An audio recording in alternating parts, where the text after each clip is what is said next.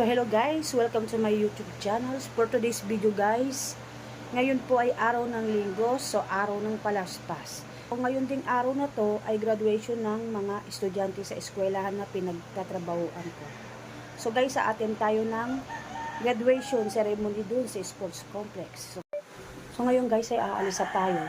Ang oras po pala natin ngayon ay yan, alas 4, hindi makita yan. Alas 4:35 ng madaling araw. So guys, tara, samahan nyo kami. So guys, pababa na tayo sa agdan.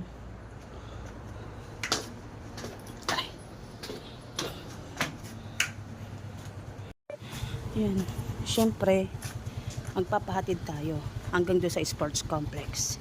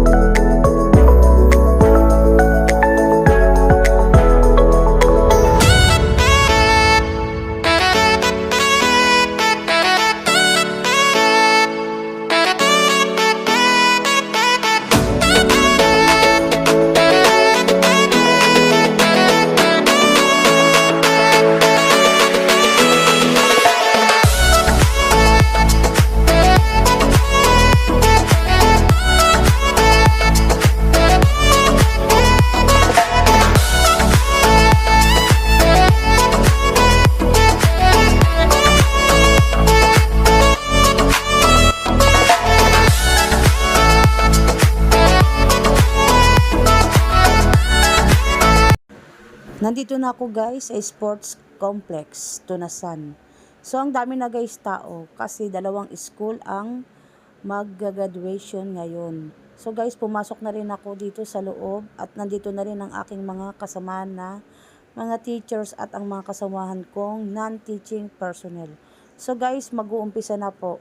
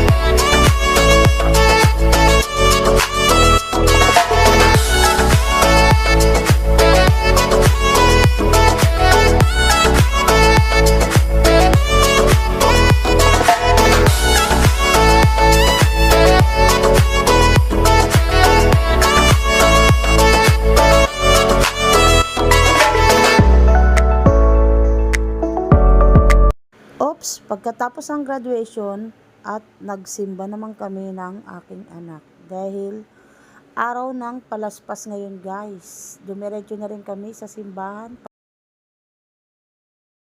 Kuha siya ng dugo sa Mount of Olives, imagine. Because of that pain na naramdaman niya. So he cried with blood in the Mount of Olives when he was praying. But at the end, he decided to do the will of the Father. So